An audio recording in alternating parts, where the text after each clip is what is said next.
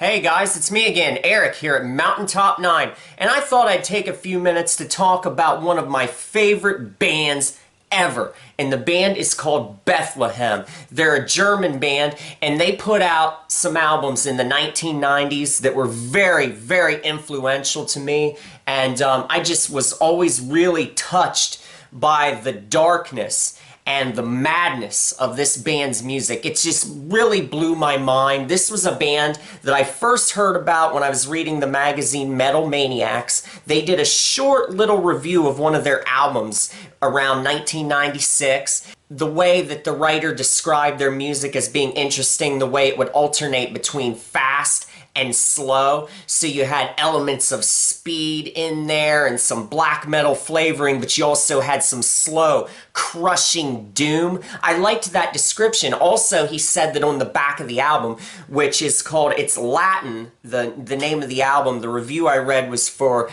Dictius T. Necare, or something like that. I just call it the Dictius album, or Dictus, or whatever.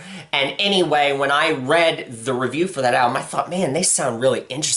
And the album cover was just very dark and ambiguous, so that kind of just got my interest level peaked. And then a little bit later, there was a movie called Gummo, and they were actually featured on that soundtrack, okay? And so I finally was able to hear some of their music, and then sometime around, I want to say 2000, 2001, I actually started ordering their albums. I ordered the album Dark Metal, I ordered the Dictius album, and I ordered the album that I call Suicide. It has a much longer German title, but I don't speak German. You know, my knowledge of the German language is very rudimentary. So I'm not going to try to pronounce things and pronounce them the wrong way. So I just refer to that album as Suicide. And when I talk about songs on these albums, I'm just going to say, you know, the track. I'm not going to try to say something and say it wrong. You know what I fucking mean? So anyway, I bought those three albums, Dark Metal, Dictius, and Suicide, and I listened to them nonstop. I became obsessed with this music. Bethlehem was like a very all-encompassing thing there for me for a while. All throughout the year of 2001 and into 2002, I listened to these albums obsessively. In my car when I was driving, I had them on a constant loop. I'd always be either listening to Dark Metal or Dictius or Suicide, and I'll tell you what, these albums all have great attributes to them. This is Dark Metal right here, and this is my original copy, the copy I've had since like the year 2000 or 2001. And on this album, there is some really slow, crushing doom on here and very depressive sounding riffs. Bethlehem had this magical ability, especially on this first album, of conjuring up things that sounded very sinister and malevolent and very off-kilter. Like it was this is like the musical equivalent of insanity, or what's going on in someone's mind as they slowly reach the brink of despair, you know. And this album's just great. It has some speed on it, but then it slows down and becomes very slow. I really like the songs on here. Apocalyptic Dance is a Bethlehem classic, okay? It just has so many elements and really takes you on this dark, foreboding, depressive journey. There's some great parts at the end where it's just stripped down and you just hear the bass, and that bass really gets to you. That's the thing with Bethlehem. There's some great bass lines. It's not just the guitar riffs, but it's the melodic bass, that bass that weaves in and out and kind of it accentuates the depressive nature of their music. Second Coming has some great riffing in there, some great doomy riffing, but probably my favorite intro riff on this album is the song Third Nocturnal Prayer, okay? That's track number 5 on here, and that riff on Third Nocturnal Prayer, man, words can't even describe the darkness and the sorrow and just it's just something that it's very hard to describe in words, but when you hear it, the atmosphere on this album really swallows you up. This is a very heavy,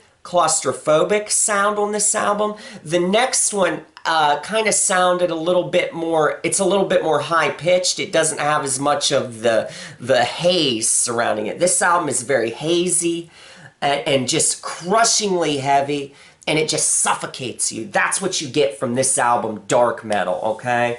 And this is one that I highly recommend. The vocals on this one are more restrained. On this album, they don't have the vocalist named Lanferman yet. They had him on Dictius, and man, he's just insane. The guy on here is a little bit more restrained, but he fits the music on here. Because I can't really imagine Lanferman singing on this one. I don't know if he would fit the way this one goes. This album is just truly great, and I highly recommend it. This is dark metal right here. Definitely pick it up if you've never heard it. It's a masterful album. Now, we move on to Dictius, okay? This album, on the back, this is a special edition of the album that was released in like a DVD case by Redstream Records a while back, and I picked this one up as soon as it came out. I also have the standard CD edition, but this is the special edition. It has a bonus disc in it. They even do an Iron Maiden cover of Where Eagles Dare on the bonus disc. It also has a bonus track that was featured on the Gummo soundtrack that's really good. Lanferman is just, oh man, it's just brain shredding, his vocals on that track, the bonus track, the special one that they did for Gummo. It's just insane. Now, on the back of here, they still have it printed just like they did on the original release. It says, "This album is dedicated to all suicide victims."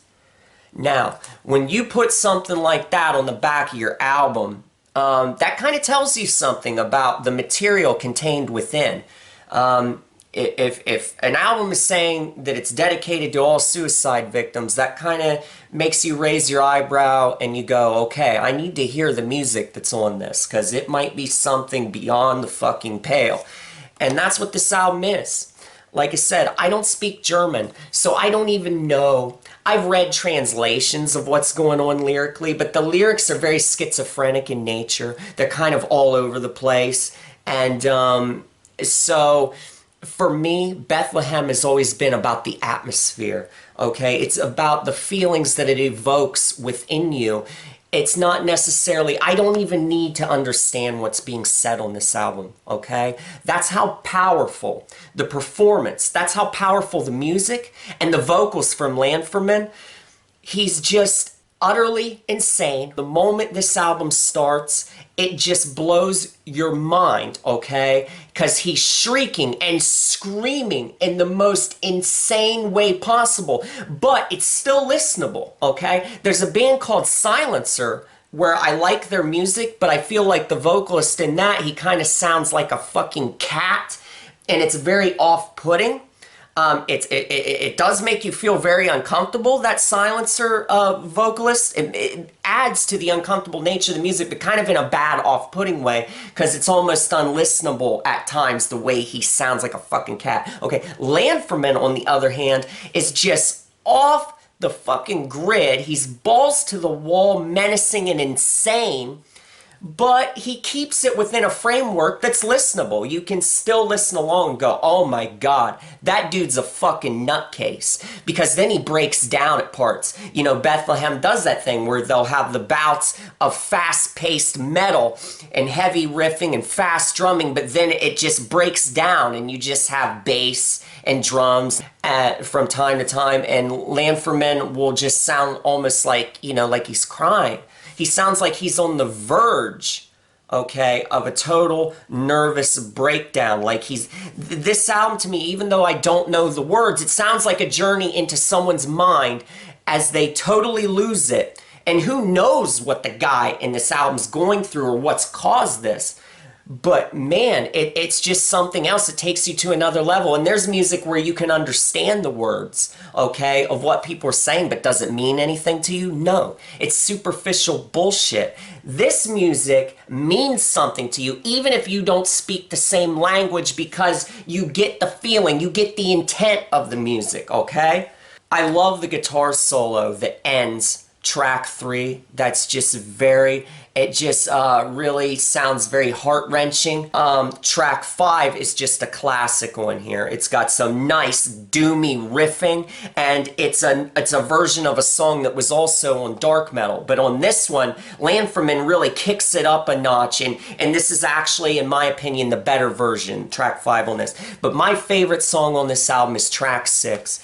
It starts off with a very simple and elegant, but very offbeat and kind of sad bass line. It's very basic and simple, but it's sad, okay? And that bass line draws you into the song, and then the guitars kick in, you know, and they're very reverb drenched. It just defies description, the guitar and the way this song sounds, and then the riffing is very good in here. There's some great riffs on track 6, but the best part of that song, track 6 on Dictius, is when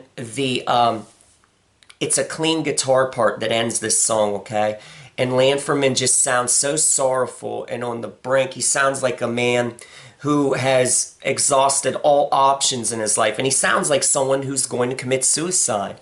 And it's, I don't know what he's saying, but the feelings it conjures up is someone that's about to end their life or something, or they're looking back on their past at some traumatic events that happened maybe in their childhood, or something that happened, or someone that they loved passed away. Who knows what trauma was inflicted on the person, you know, singing this and performing this music, but it just gets to you. It really does. I remember driving in a rainstorm, just driving in the rain, listening to this song, and I've listened to this song so many times, listened to this album sometimes, but I remember driving in the rain and just watching the rain hit my windshield, okay?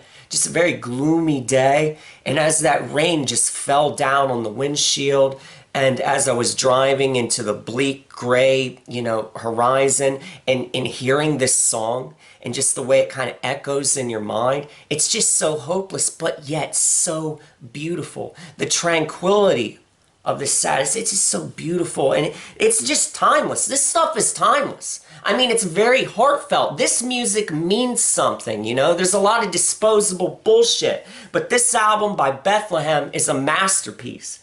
You know, I love dark metal, but I really feel like this one is Bethlehem's masterpiece simply because it gets everything fine-tuned down to a science.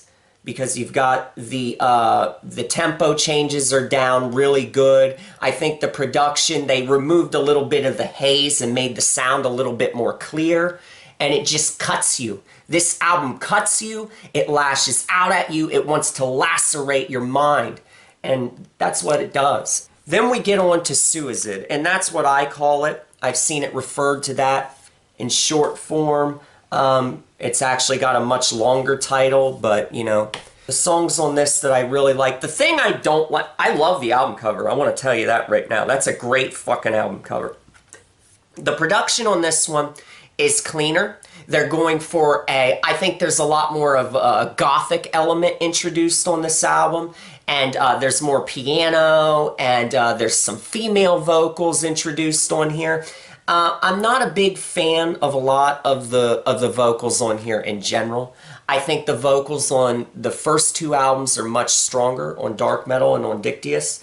The vocals on this one are serviceable, but they just don't do it for me. They don't push it over the edge. I really like track 3 on this one. It's got a really good guitar solo. Man, a really great classic guitar solo, some very good bass lines.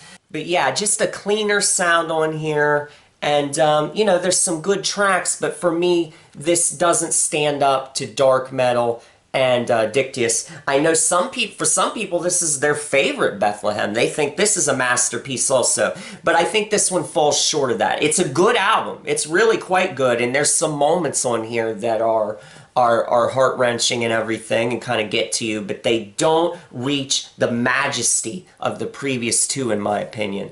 A lot of it has to do with the vocals. Also, I just don't think the songs overall are as strong. I mean, coming after this album was just a fucking masterpiece, okay? But yeah, I'll tell you what, Bethlehem, this band, if you want to start out with them, they're still releasing music to this very day. But if you're just starting out, you want to grab these three first, okay?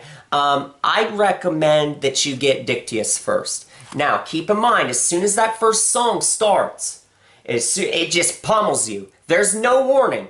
Just as soon as it starts, that nerve-shredding scream from Landforman will blow your mind. And it's fast and pummeling, and you gotta be ready for it, okay? This is the kind of album that opens up. If you turn it up and have it up loud when it first starts, it will make people in the room jump, okay? It wants, like I said, to jump out at you right away. I would start out with this one, because this is their masterpiece. Then I'd get dark metal second, okay? You want to go back and you want to get into that hazy, foggy, heavy, bottom heavy, crushing heaviness that is dark metal. Pure depression put down on record. And then get this one third. I'd say to get this one third. You need to hear this one also. But yeah, Bethlehem, one of my favorite bands of all time. Those three albums in particular made such a huge impression on me and influenced a lot of the stuff that I would play on guitar and on keyboard and everything. Just timeless music, and I still revisit those early albums often. So yeah, if you're a fan of Bethlehem, please leave me a comment and tell me what you think of their music and what your favorite albums and songs are. Also, don't forget to hit like and subscribe if you're new to my channel, because I'm always putting out new videos. And guess what? I'll see you guys again next time.